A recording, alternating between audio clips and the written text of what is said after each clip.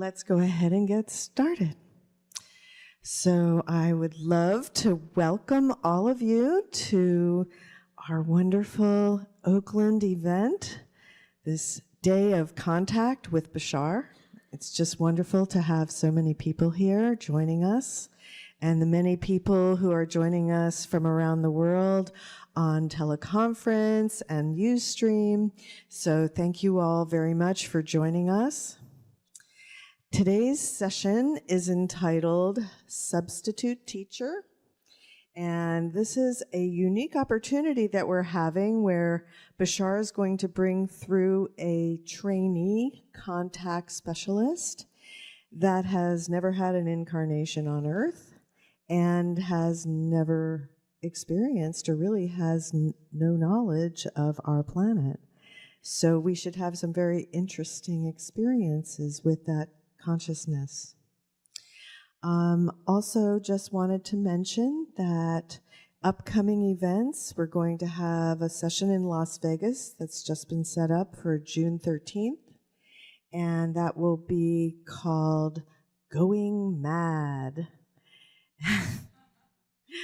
And then the week after that, we'll be in Los Angeles for 3 days, a session entitled Continuing Education, which will be more with our trainee contact specialist. And then on Saturday, Bashar has entitled that session Mistaken Identity. And then Sunday is The Big Picture. So if you want more information about these sessions, you can just go to the website and check it out. We'll have descriptions for you and everything. Okay, so I think we're ready to get started.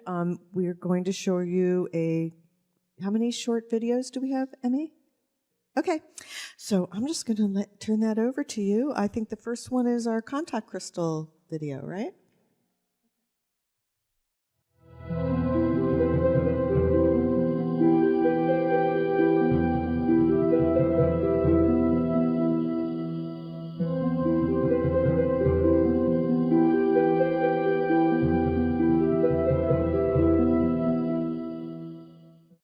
Again, the idea is that as a child on my world, I was shown the idea of a central hexagonal crystal that existed within a giant, large artistic exhibit created by another contact specialist. The central crystal in that particular work is about, in terms of your size, about 3 feet across. The idea is that it is about the same color green, and around it are other crystals, each crystal added to the central crystal, which represents the first contact of our civilization with another, represents all the other contacts of all the other civilizations we have come into contact with, and constantly grows as more and more civilizations join the interstellar alliance, as you call it. But the idea is that that central crystal is the seed crystal that carries the vibration of contact itself and is representative of my family lineage, along with other family lineages that are also steeped into the idea of being contact specialists. Bashar has been in some sessions explaining more about his own life, his own experiences on his planet. One of the things that Bashar already described in one of these stories is that when he was very young, he was shown on their planet a large piece of artwork that contains many different kinds of crystals, and each crystal represents one of the civilizations that's part of their association of worlds. Now, the central crystal he described is a hexagon that is dark green in color. It's larger than this, but this is basically a replica of that crystal as he described it to us. There is a symbol inscribed on the crystal, which is a triangular symbol that has a spiral in the middle of it. This symbol, Bashar described, is actually his family crest. It represents his family's lineage as contact specialists. So Bashar suggested that if we made replicas, even if they're smaller, of this central crystal, what he did then is he did a special meditation that actually comes with every crystal on a DVD that's for the purpose of charging the crystal with the specific frequency of contact. So when you have one of these and you use the meditation, it is actually charged with the particular frequency that represents his civilization and the particular frequency that represents their initial contact with us. Okay. So Bashar has basically said that, charging one of these with your own energy and the energy that's in the meditation that he gave is kind of like casting your vote specifically for contact. So if you're interested in acquiring one of these, by all means, please ask the people at the back table to give you the information. It comes in this lovely box along, like I said, with the DVD. And so please check out the information at the back table. And one last question. Why is the contact quartz crystal green? It is specific to the vibration of the heart chakra, because contact is from heart to heart. Ah, okay. Though the minds may be different, though the body forms may be different, it is through the heart that we recognize our spirits are one. This is what is actually said before the crystals on our planet. Though minds may be different, though body forms may be different, it is through the heart that we recognize our spirits are one. This, in a sense, you might say, is a saying that is germane to first contact specialists on my planet.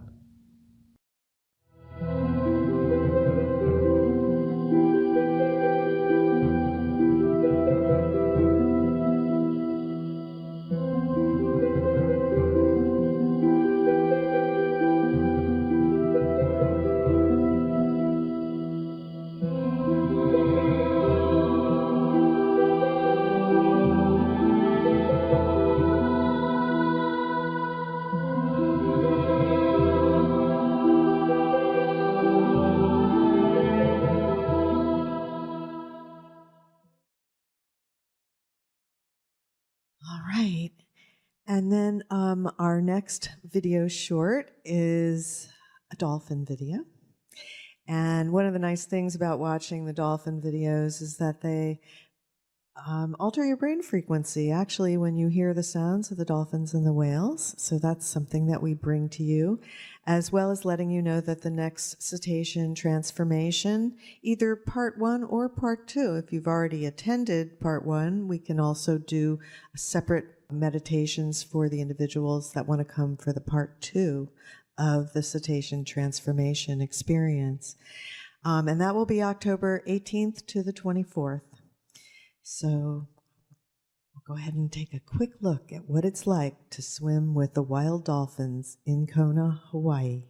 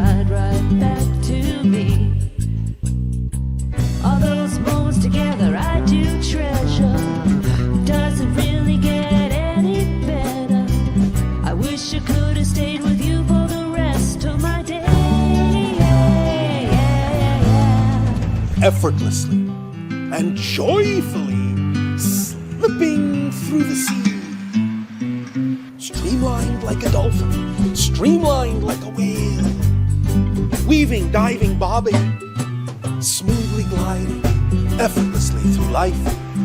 slipping through the sea. I wanna glide through the open sea, side by side with you next to me. Oh, when the timing's right, you'll glide right back to me. I wanna slide through the ocean blue, right beside you, 2 by 2. Oh, when the timing's right, you'll slide right back to me. Oh, won't you be my guide as we're slipping through the sea? All those moments together I do treasure.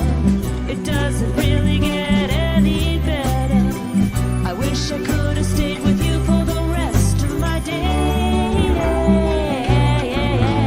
In unity, in harmony, in joy and in love, you drift into the depths of the deep blue sea. Oh, when the timing's right, you'll slide right back to me. As we're slipping through the sea.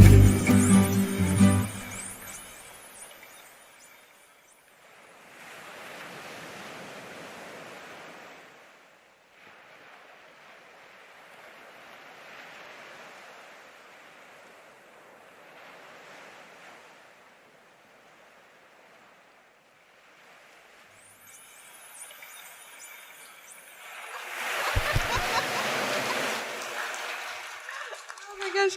And it's so exciting because a bunch of people from the last workshop are right here. So you guys were all in it. Wow. Emmy, that was absolutely beautiful. Thank you so much. And that was also music composed by Emmy Brunel, our multimedia director. So thank you so much for a fabulous dolphin experience. Wow, great. So if you feel excited about hanging out with the dolphins and getting to know them and having meditations with Bashar and having a life-changing ecstatic experience, then please come to Hawaii and enjoy this wonderful workshop with us. All right, well, I think it's time to bring Darryl up here. We all set? Okay, so are we all set? Everybody has their tickets and everything? Okay, so just want to say for myself and for all of you, thank you to Darryl and Bashar for opening up this doorway into the future and into the now moment. Thank you, Darryl and Bashar. Thank you. Hi, everyone. Thank you for being here today. Really appreciate it. I'm going to just go right ahead and get started, give everyone a chance to have more time to interact with Bashar. So I'll see y'all later.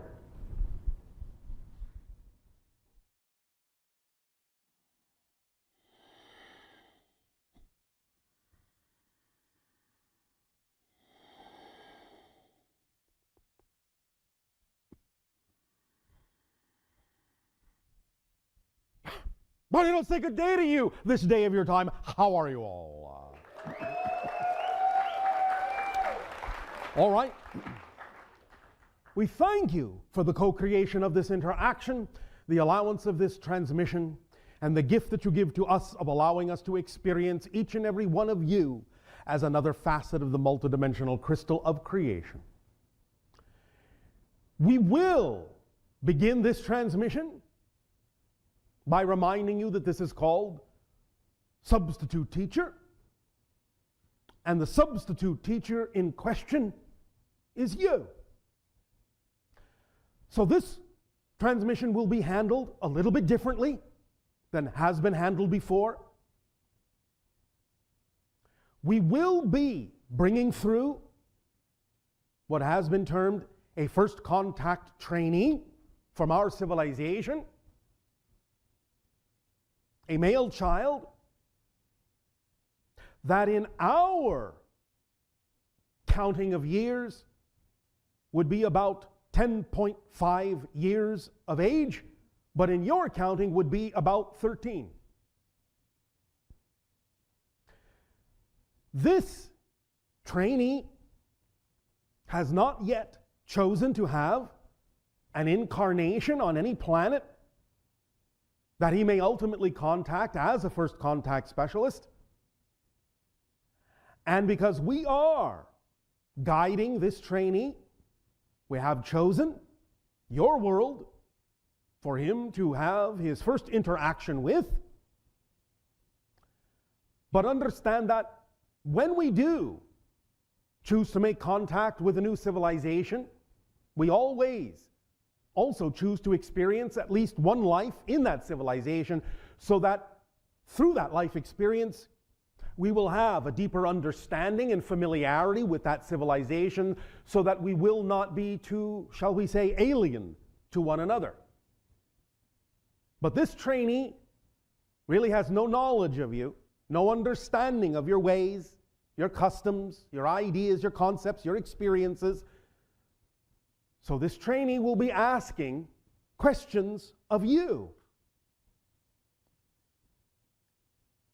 First and foremost, before we actually introduce this trainee, we will reverse the way in which these transmissions are usually done.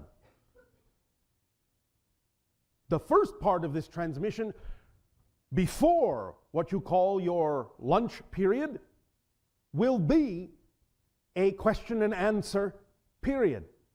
We will then, after your lunch, introduce the trainee to you. Nania! Making sure you're awake. This is how this will go. During your lunch period, or sometime around, before we resume this transmission with the trainee, you will coordinate, organize, and choose 4 other volunteers from the gathering who wish to come to you and volunteer to interact with the trainee, making yourself also the 5th one. Do you follow me? So that by the time we resume this transmission and introduce the trainee, there will be 5 people from your gathering who will interact with the trainee. All right? All right. Now, one of the reasons why we are introducing this trainee to you is not only for the purpose of allowing this child to gain some experience in their first interactions with other cultures, other civilizations, but also to give you an opportunity in being asked questions about your reality to see how much you know. Because one of the best ways to learn is to teach.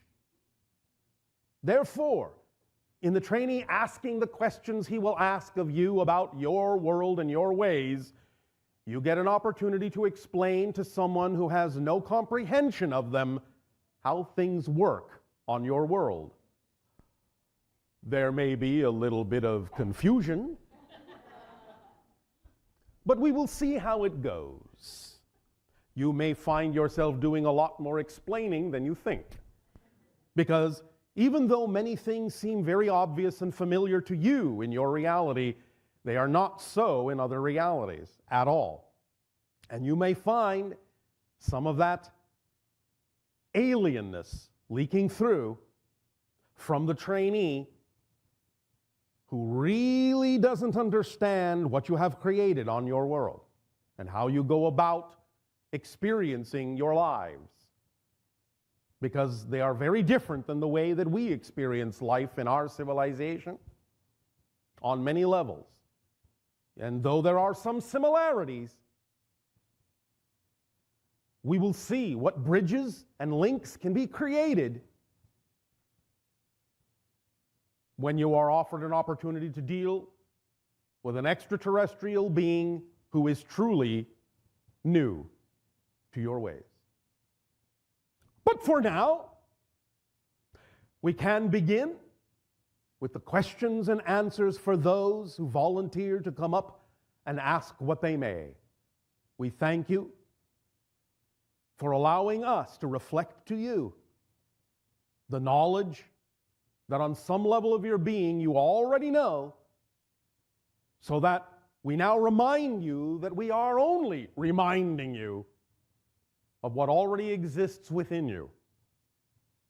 But in remembering, in awakening, in the dream of physical reality, thus you will experience more intention, more conscious manifestation, more joy in the lives that you have chosen to explore. So we ask, now, in what way may we be of service to you? You may begin your questions and dialogues now, if you wish.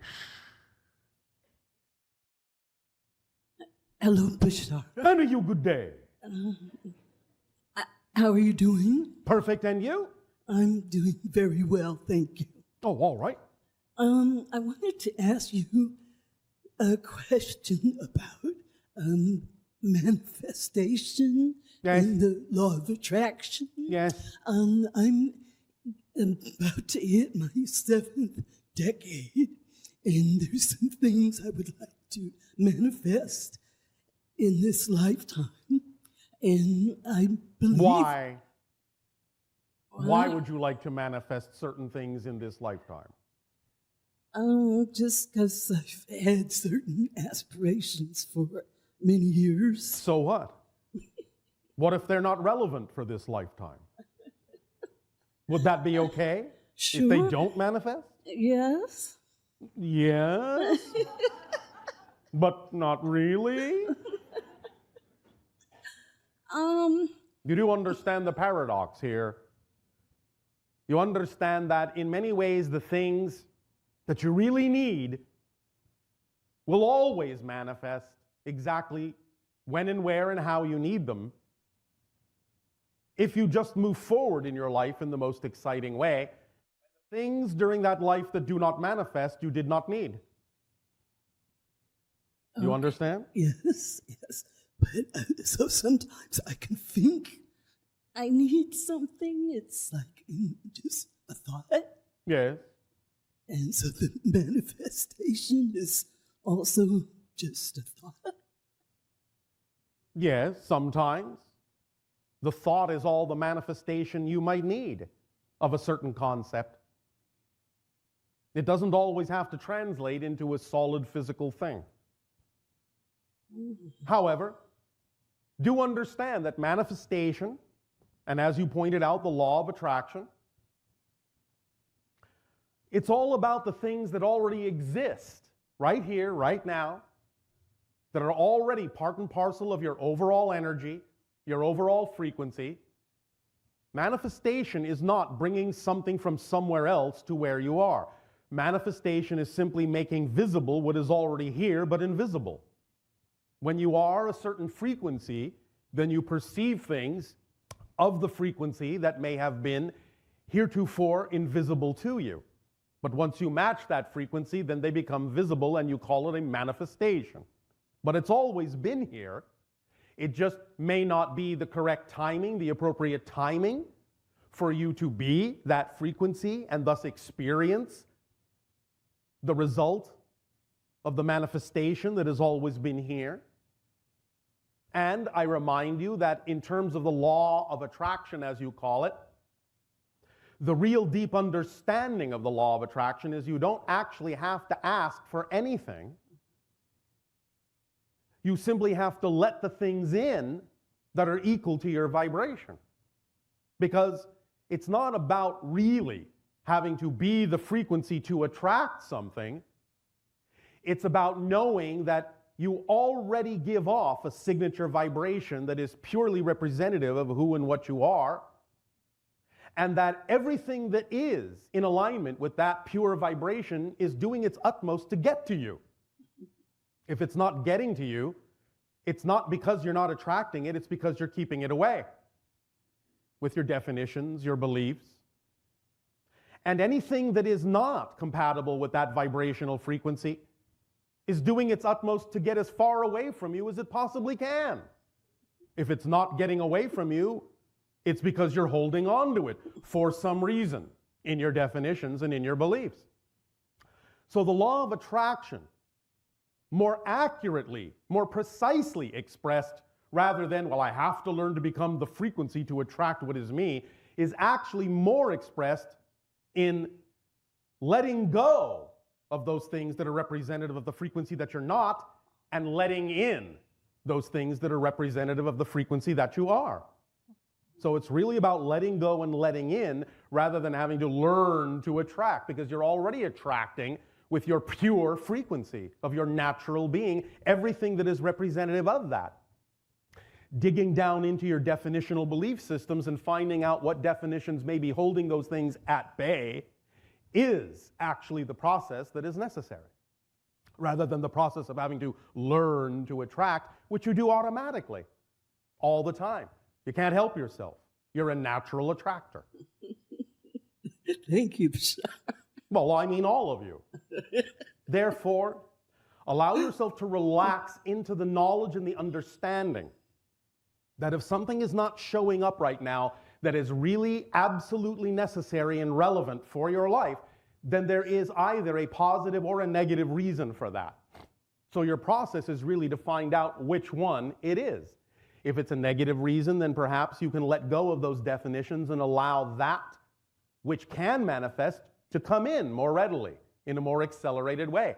If it is a positive reason why it hasn't manifested yet in your life, then trust that process and trust the timing. For if it manifested at a point where you were not ready for it, you wouldn't be capable of experiencing full appreciation of that manifestation, and you may need a little bit more experience in life before you will actually arrive at a place and be on the level of a frequency where you will fully be capable of utilizing that manifestation when it appears at the correct place and timing for your life. Does this make sense? Yes, very much so. Thank Does you. this help you? Yes, very much. All right. Will that do? Yes, thank you, Bashar. All right. Well, thank you. I'm full. All right.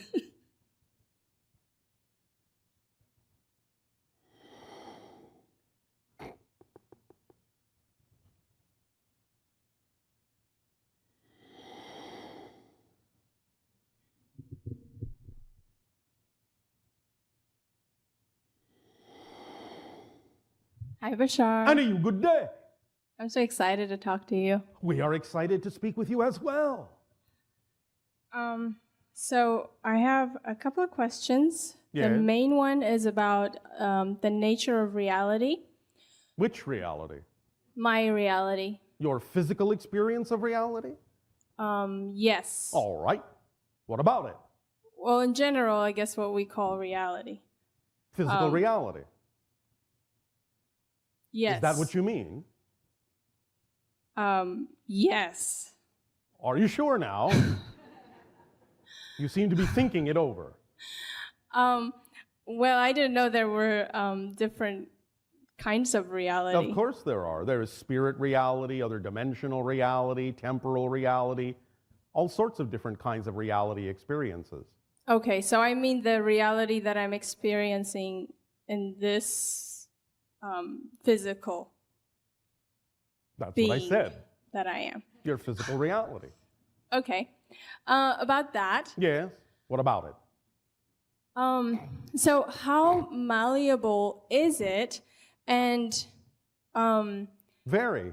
yeah. Within certain parameters that have to do with your agreement with the mass consensus. But there is a great degree of flexibility. This is one of the things we will be addressing in more detail in the upcoming transmission we have called Going Mad, because MAD is MAD, Mass Agreement Dissociation, which will allow you more opportunity to understand the degree of flexibility you have relative to the mass consensus agreements and your individual agreements in relation and in context to it. But there's a great degree of flexibility. Look at it perhaps in the following way. Are you familiar with the game on your planet called chess? Oh yes, I just bought your CD. All right.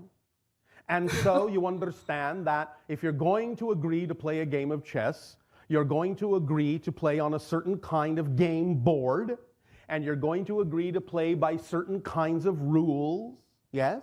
Yes. Now, generally, you're going to agree to play with certain kinds of pieces, but you don't really have to play with the traditional pieces, do you? You could play with crystals, you could play with coins, you could play with jelly beans, couldn't you? As long as the person you're playing with agrees as to what those coins, crystals, or jelly beans represent, the kings, the queens, the bishops, the pawns, the knights, so on and so forth, you understand? Yes. Then you can play with anything you want. So you have the degree of flexibility of saying, all right, I'll agree with the mass consensus definition of the game of chess and use the standard board and use the standard rules, but I have the flexibility to play with whatever pieces I want. And I have the flexibility to play, in many ways, however I want, based on my experience, based on my learning, based on my intuition. Yes? Well, what am I? Am I a chess piece or is the whole game? You are both. You are the player and the piece being played. Because your higher mind and your physical mind combine to form a whole person. If you're only playing with your physical mind, you're playing with half your senses, half of your wits. But if you allow yourself to be guided by the higher mind, then the chess piece you have created your physical mind to be can be moved around the board very easily, very smoothly, very expertly.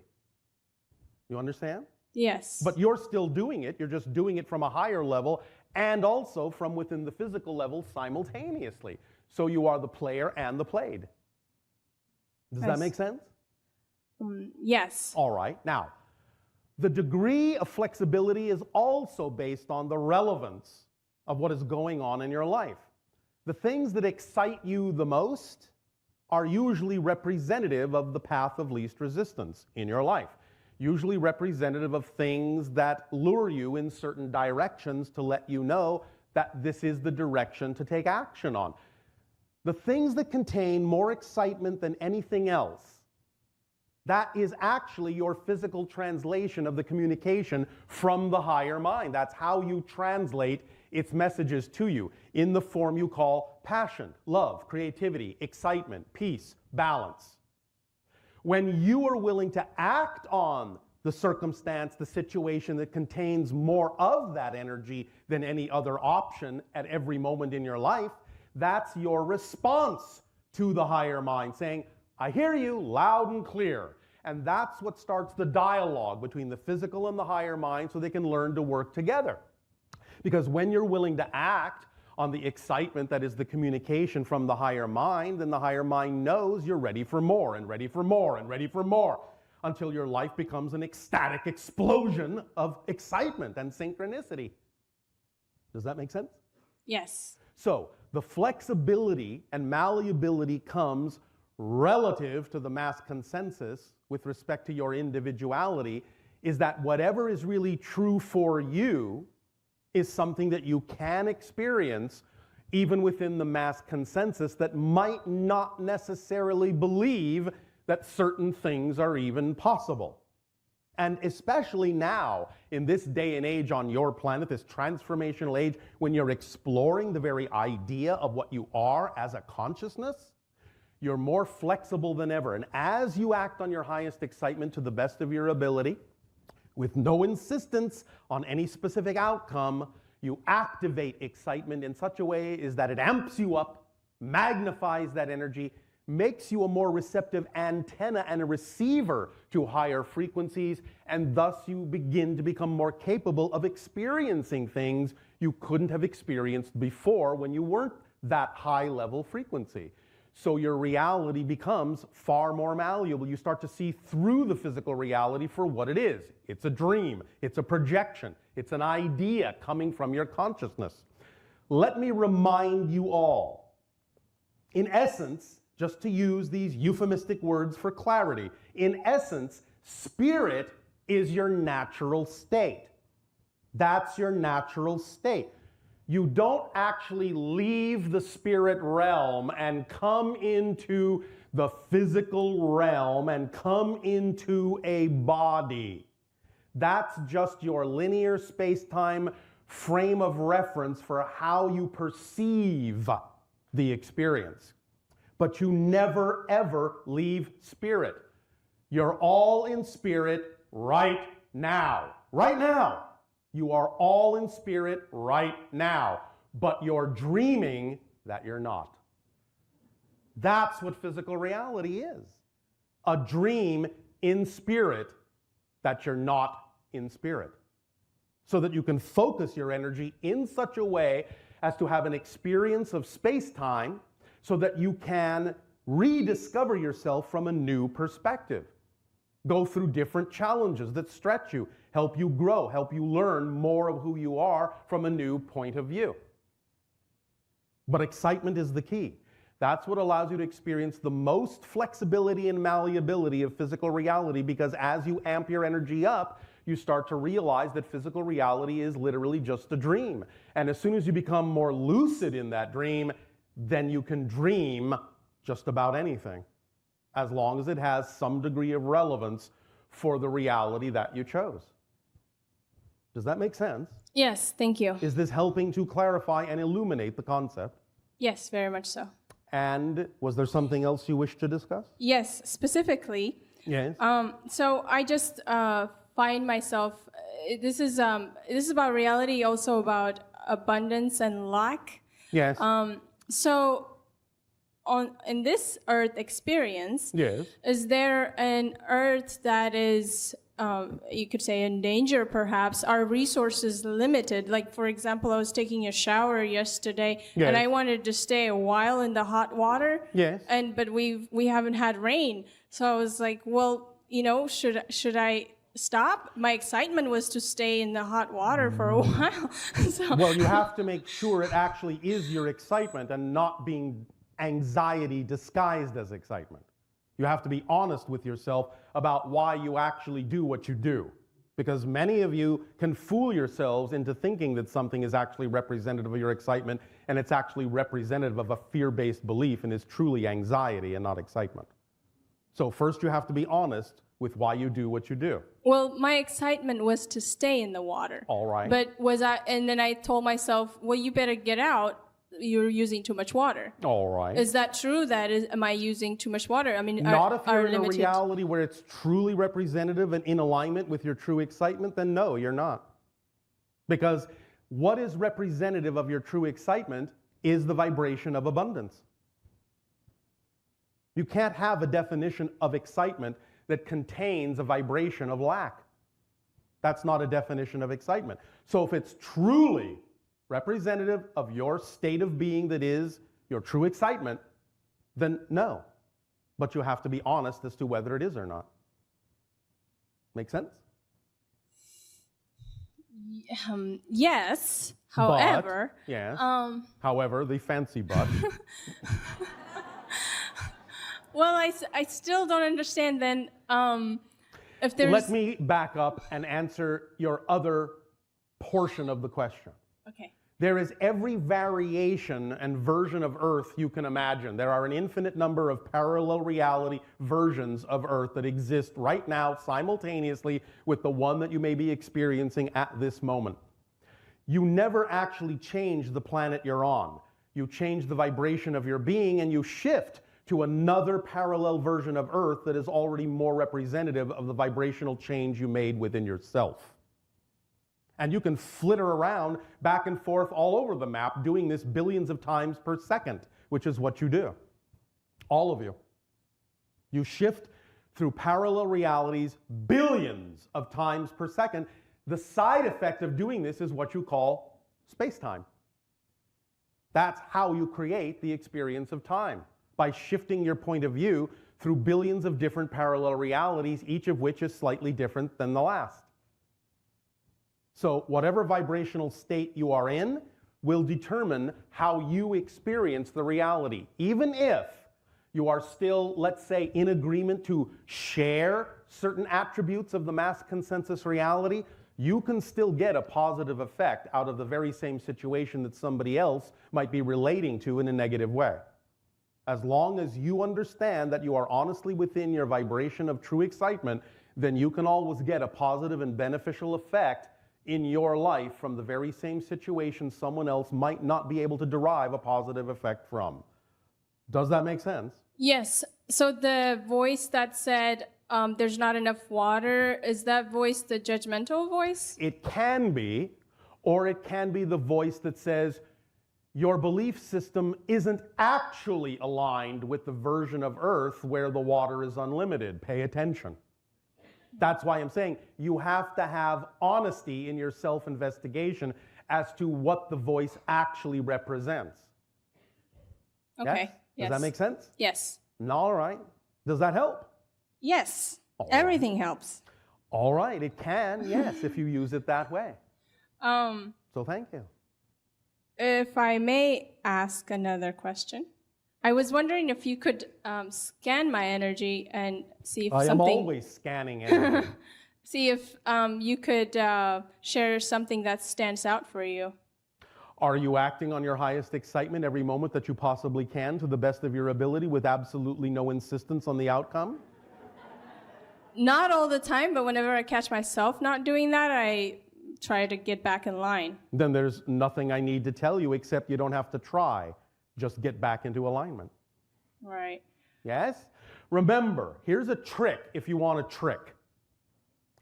All of you remember a time when you truly felt that you were perfectly aligned with your highest excitement. Yes? Yes? Yes. All right, thank you.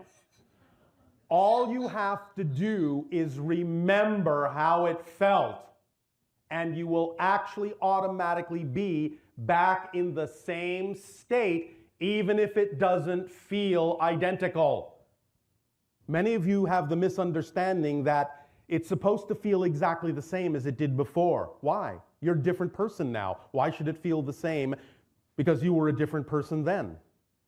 Just know for a fact that as long as you remember what it felt like to be in that state of perfect joy, you are in that state.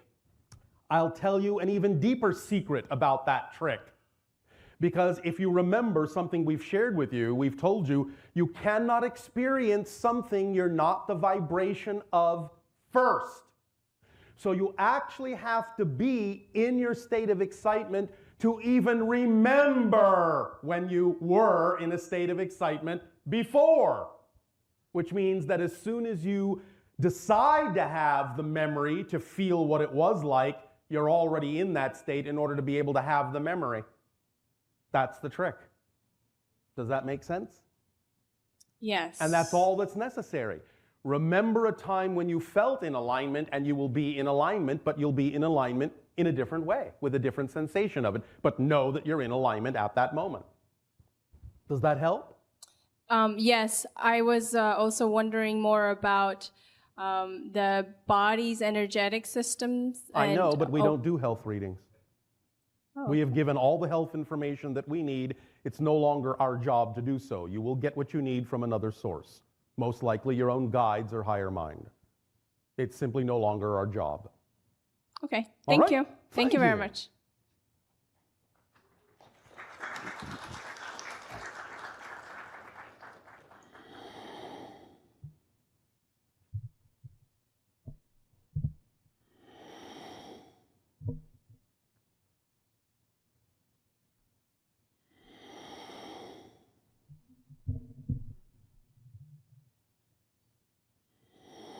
Hey, Bashar. And to you, good day. How are you doing? Perfect, and you? Good. Thank Doing you. very well. Oh, all right. Living good, on my then highest very excitement. well. This is very exciting for me to be up here today. All right. So, so my question, Bashar, is I've had some very vivid dreams as of all right. lately. Yes. Of spaceships. Yes. And of them floating. Yes. And I've had one in particular where it kind of freaked me out a little bit. Freaked you out? Freaked me out, Bashar. Oh, all right. And so maybe you need to learn to freak in a little bit. Okay. Maybe I'll try that later, No, Bashar. all right. Don't try. Okay. That's, yes, indeed. And I found that to be definitely helpful in my life when I don't try and I just let be and just let what is be. Yes. But I was wondering about those ships. Are those ships from possibly your civilization, or is that ships from More other likely civilizations? the Yael. The Yael? Yes. Another hybrid civilization. And I'm very familiar with the IL. I watch your videos quite frequently. All right. The first they're called the First by Your Society, the Shalanaya. Yes, Bashar. So those ships, those were very interesting. Yes. And they floated and they looked very futuristic. Now I also have dreams of other things, Bashar. I have dreams of different like cartoons or television shows that are in my dreams that are from like a parallel reality. Is that what they're from? Are they from a parallel? They can be. Yeah. But remember that many times when you're having experiences in other dimensions, your physical mind only has so many different kinds of symbols and props that it can use to make sense out of those experiences, and sometimes it will color them in an unusual way because that's the closest representation or the closest symbol it can make sense of for an experience that it otherwise can't make sense of. Make sense? Somewhat, Bashar. Oh, all right. I'm a little confused. Oh, that's all right.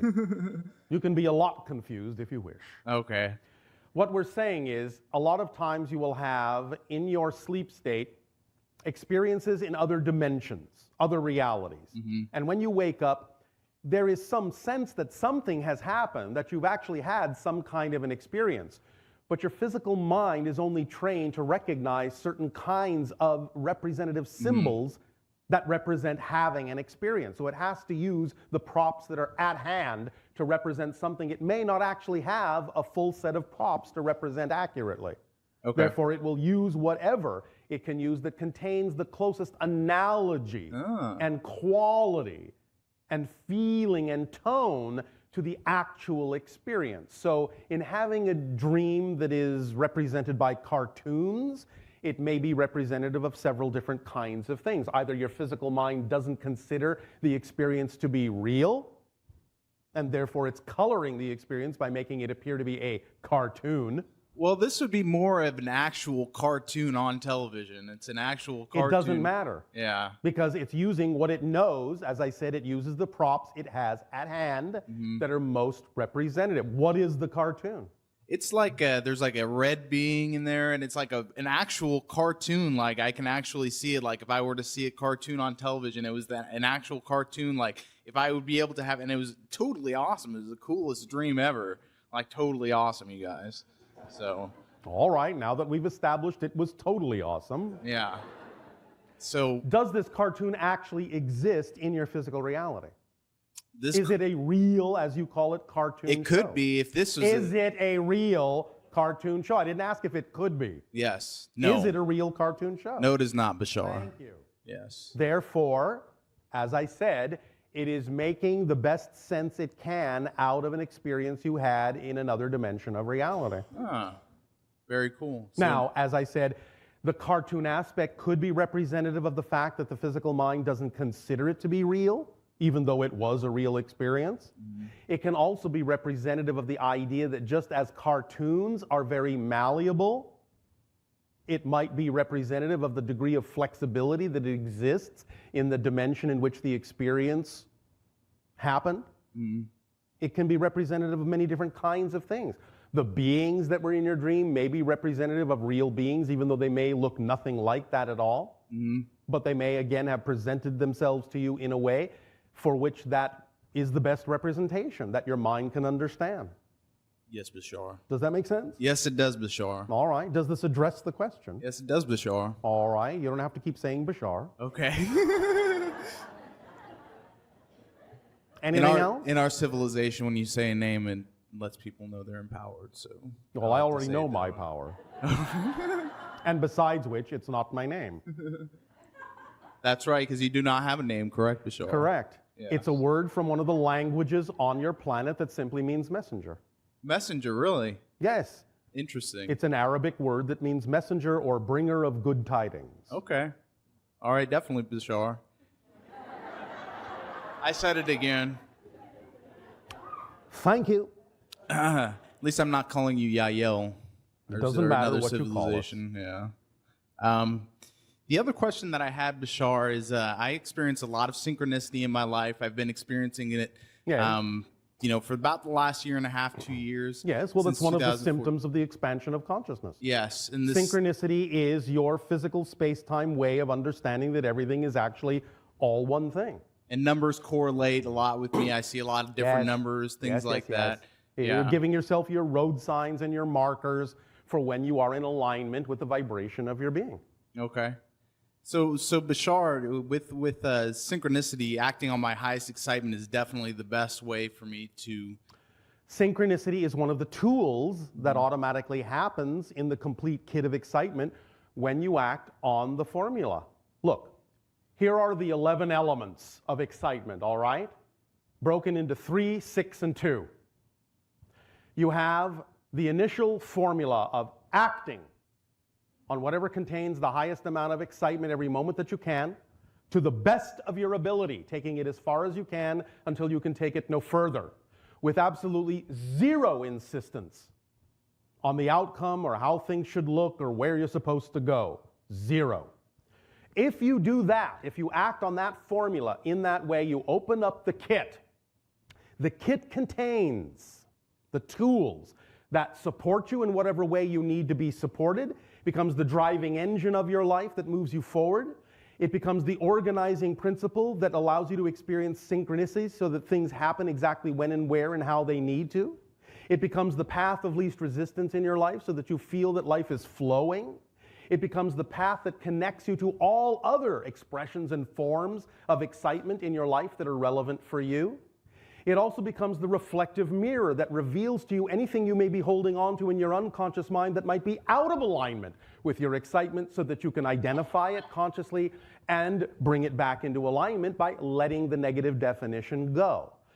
That is the toolkit, and when you use the 3-part formula to activate the 6-tool kit, then the last 2 parts are you're given a decision, you're given a choice, and that is that any situation and circumstance that arises from using the 3-part formula that activates the complete toolkit, then you have the opportunity to say, I am going to give this a positive meaning or I'm going to give it a negative meaning, and that's utterly what determines what effect you get out of whatever circumstance or situation arises from having taken the actions that you took. That's it, the 11 elements of excitement. That's it, the entire formula, that's all you need because it's a totally complete kit and leaves nothing out that is absolutely relevant in your life. So as we said, synchronicity is one of those tools and will always automatically be part of the complete kit. Does that make sense? That definitely makes sense, Bashar. All right, and I assume you will feel that this is totally awesome. Totally awesome, Bashar. All right. Not just a little awesome, totally awesome. Yes. And that's from my heart, so. Thank you. Yes. And so, Bashar, the other... Yes? The other... yes. So the other question that I had was... what was my question now? Maybe if you say Bashar again, it'll come back to you. It may come back to me. But... yeah, I mean that's for the most part, pretty much the All right, correlation then of my thank you questions. for your sharing. Move All right. along. I will do that. Thank you, Bashar. Thank you.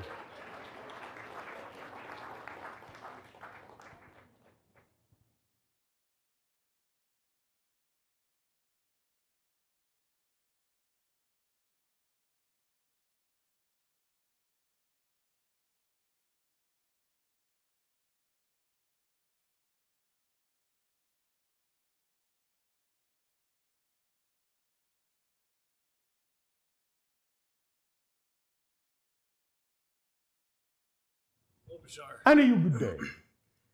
how can we best accelerate the conscious evolution of humanity at this Thought I time? just answered that. So how can we best be of service to the planet? Thought I just answered that. By being your full self, by acting on your highest excitement, you allow yourself to be your full self.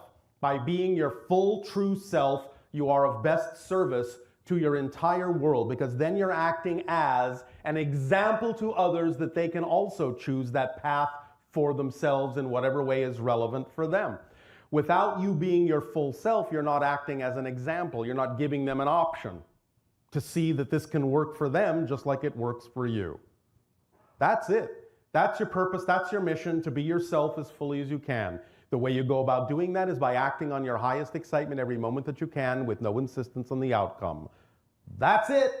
It's that simple. It really is that simple. You can complicate it if you want to, and I won't stop you from doing so if that's what gives you joy. But it really is that simple. Does that make sense? Yes, it does. Does that answer your question? It does. Anything else? With the tools that we have available now with media and communication, what advice do you have for sharing ideas, getting the message out, any message that we want to give to humanity? Well, where's in the your best creative way? imagination in coming up with what works for you? Yes? Are you going to act on your excitement or not? Yes. Well, then you're going to do it in the way that works for you. That's an expression of you, that's relevant and representative of you, aren't you? Correct. Then use whatever technology is at your disposal in whatever way is appropriate within your society and act on your joy. And make sure it is your joy and not your anxiety. That's it. Yes? Question on curiosity. Curiosity. I'm curious what you have to say. In the non-physical, how does intent and focus, how is the nature of intent and focus in non-physical, how does that relate to our intent and focus in our physical realities now? Well, the only real main difference, although there are some other subtle differences, but the only real main difference is the lack of experience of what you would call space-time. So the intent and focus in physical reality plays out in what you would call a process. Whereas in non-physical reality, the intent and focus allows you to experience the reality manifestation instantaneously. Does that make sense? Yes. All right, but remember that the whole point of physical reality is the process, because through the process, you rediscover yourself from a new point of view. You can't experience change from a timeless state. You can only experience change in the illusion of space-time. That's why you forget who you are, so that you can remember who you are from a new perspective and discover something new about yourself. Otherwise, that wouldn't be possible. Make sense? Yes, it does. Does this help? It does. Will that do? One final question. Yes. Again, when we transition into non-physical, Yes. if we find ourselves on our so-called island of beliefs, Yes. Generally speaking. Okay. So these are beliefs that can be formed, newly formed in the non-physical. What if we are taking in some of our beliefs from... They're not really beliefs in the non-physical. They're not quite the same, because you don't really have a personality construct in the same way anymore. Beliefs are part of your personality construct in physical reality. In non-physical reality, it's not so much a belief as it is simply a knowingness of what is true for you at that moment. It's a slightly different kind of an experience. And you've already addressed how to bring this knowingness into our physical reality, basically Yes. just living to our highest fulfillment and joy. Absolutely, and then you can bring your version of that into physical reality, though it will still be somewhat of a different experience in non-physical reality. Thank you, Bashar. Much appreciated. Thank you.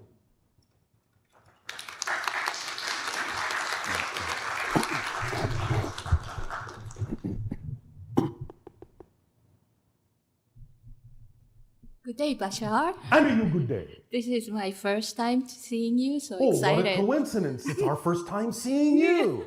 What are the odds? Yeah. So lately, I have been experiencing the state of love and no limitation and All right. Sounds exciting. connection. Yes, but it lasts only a few days at a time. Nonsense. Yes. You just define that it lasts a short time because of how you define what the experience needs to be. As I said earlier, if you simply know that you're always in that state, then you'll understand that that state can contain within it fluctuations of how you experience that state. But the fluctuations don't mean you're not in that state. They're just different fluctuations within the state of your joy. Why should you define or assume that just because it changes, that means you're no longer in your joy? It's that assumption that takes you out of your joy, Right. not the fluctuation itself. Right. Make And- sense? Yes. And partially, I think it comes from my belief that as It I comes completely from your completely belief. my belief, and one of them is as I decided to be born as a human being, Yes. I thought I have to be under limitation.